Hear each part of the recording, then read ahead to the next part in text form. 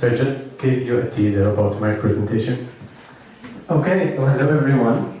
I just want to ask you one question. Are you all comfortable in English? If you are, just raise your hand. And I would like to start with a quick mental exercise, okay? So I want to take all of you with me to go shopping. Yes, I want you to go with me to go shopping. And imagine that all of us now are in a clothing store, okay? And this clothing store sells only one outfit with the same size, the same color, and the same style. And they would expect us to express ourselves wearing the same thing. It would be crazy, right? Maybe a clothing store like this only sells one size, one colors, and one thing. And even if we didn't care about the color and the style, the size is already a lost case. It's impossible that all of us will fit in one size.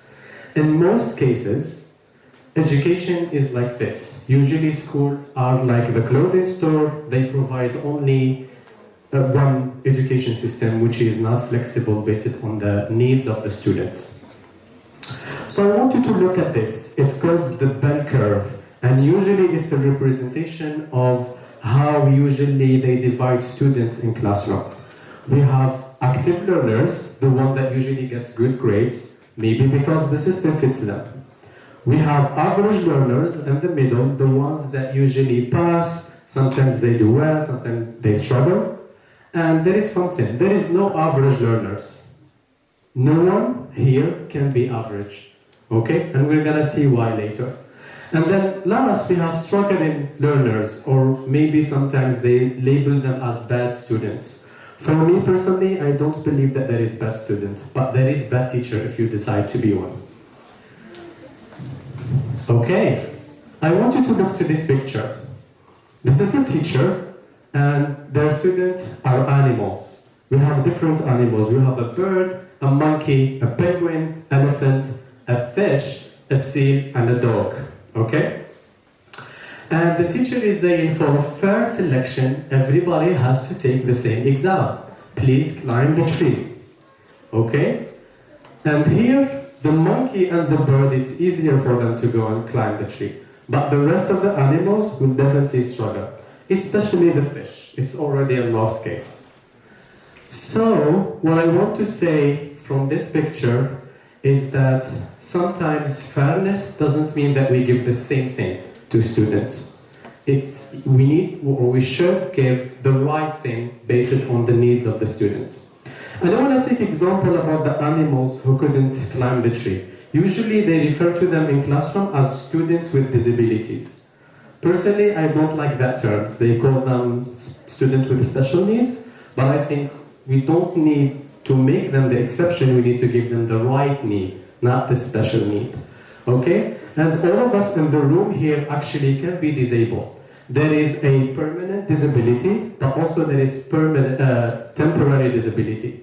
I'll give you an example. For example, something with a broken arm or a leg, a pregnant woman, someone who's old, a child, it's temporary disability. Or something, for example, doesn't speak English and he's now here. Language will become disability, but it's temporary once the day will end. So I want us to focus here that each one of us have their own specific needs and strength. That's why there is no average learners. Next, I know some of the teachers or some of let's just before that I want to mention something else. So imagine, or I want to do an exercise, okay? So a physical exercise, so I want you to participate with me. And I want to make you move a little bit, is that okay?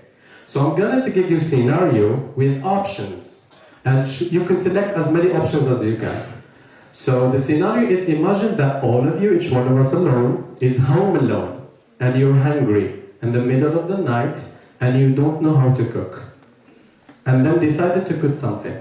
So please stand up or raise your hand if you go to YouTube to watch a video how to cook.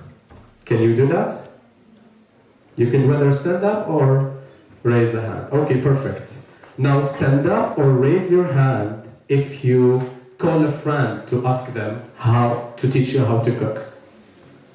Okay, perfect. I want you to also observe the room and see what's happening while you're participating. Also raise your hand or stand up, and please, if you can stand just so we can move a little bit. If you go and maybe ask someone to show you how to cook. Okay, perfect.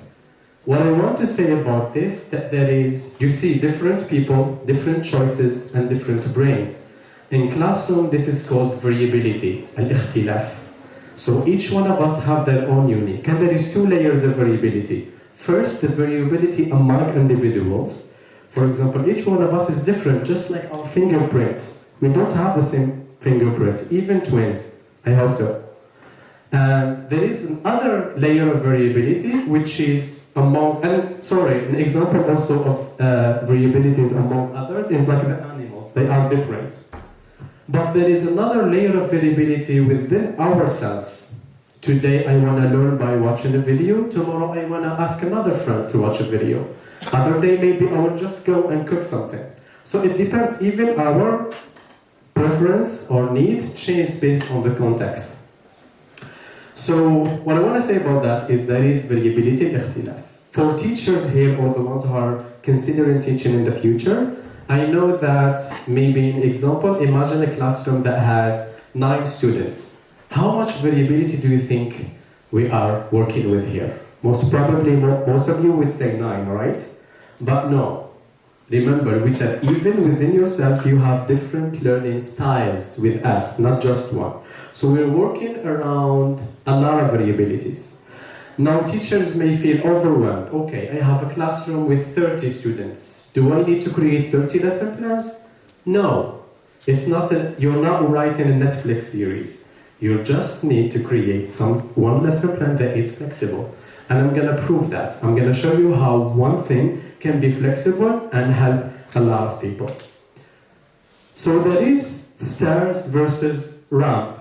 Usually a ramp is designed for people who have wheelchairs, right?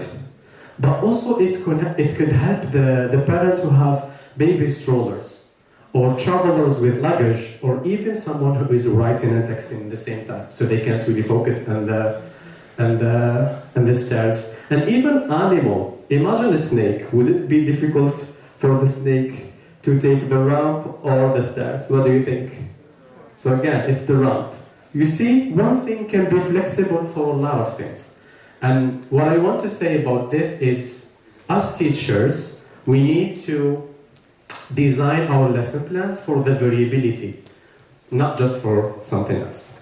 And for teachers, I have the secret sauce. I have the vitamin that each teacher should have, okay? It's called Universal Design for Learning. The example that I've seen before is called Universal Design, an architect, okay? But this Universal Design for Learning, it's so easy. It has 3 principles. We need to engage students inside classroom.